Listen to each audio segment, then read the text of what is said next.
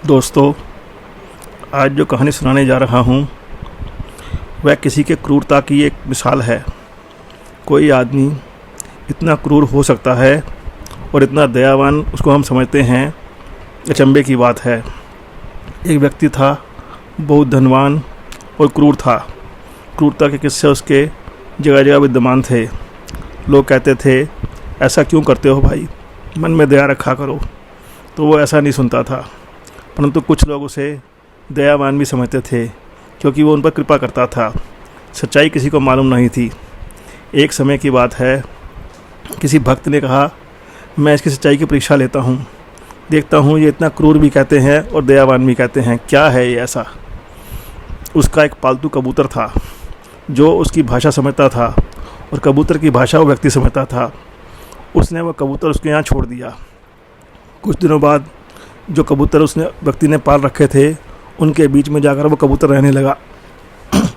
उस व्यक्ति ने देखा ये कबूतर बड़ा मनमोहक है, उसको पिंजरे में बंद कर दिया और बड़े आराम से देखने लगा। रोज़ उस कबूतर को पकड़ता और अपने हाथ से उसका एक पंख खींच लेता था, जिससे कबूतर बहुत तड़पता था। परंतु क्या करे, अब कबूतर वापस नहीं जा सकता था। कुछ समय बीतता चला गया। ऐसे करते करते एक दिन ऐसा आया जब कबूतर पंख विहीन हो गया और उड़ना चाहकर भी उड़ नहीं सकता था। उसके बाद उसको पिंजरे में डालना उस आदमी ने बंद कर दिया। कबूतर बेचारा परेशान रहता था, इधर उधर भटकता था। उस व्यक्ति ने उसके बाद क्या किया, रोज़ कबूतर को पकड़ता, सुबह उठता, अपने हाथ में लेता और बड़े प्यार से दाना खिलाता था।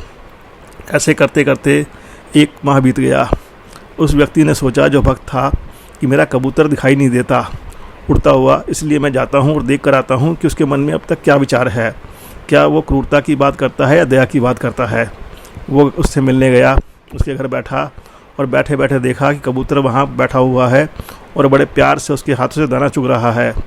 तो उसने मन ही मन कबूतर से बात करनी चाहिए। तो कबूतर से पूछा, तुम्हारा इस व्यक्ति के बारे में क्या विचार है।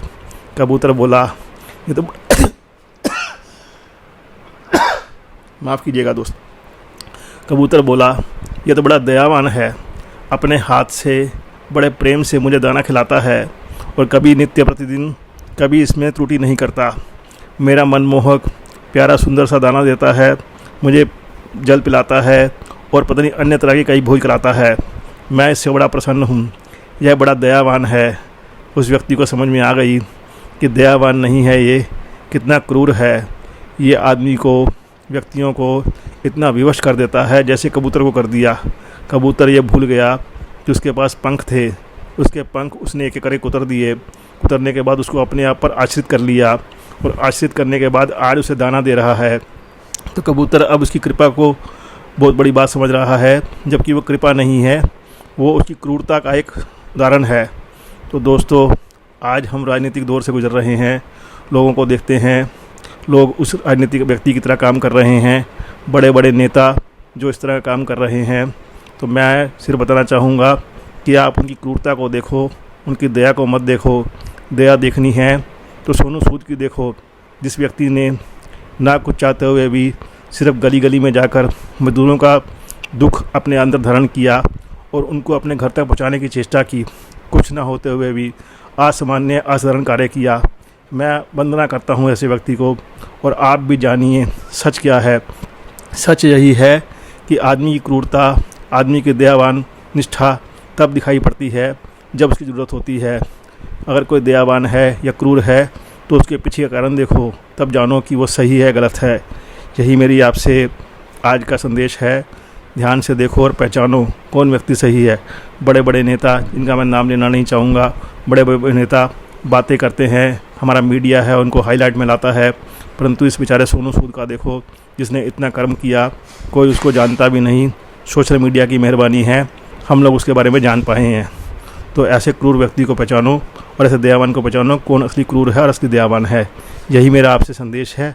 अच्छा लगा हो तो बताना, कुछ चेंज करना हो तो मुझे अवश्य बताना। धन्यवाद।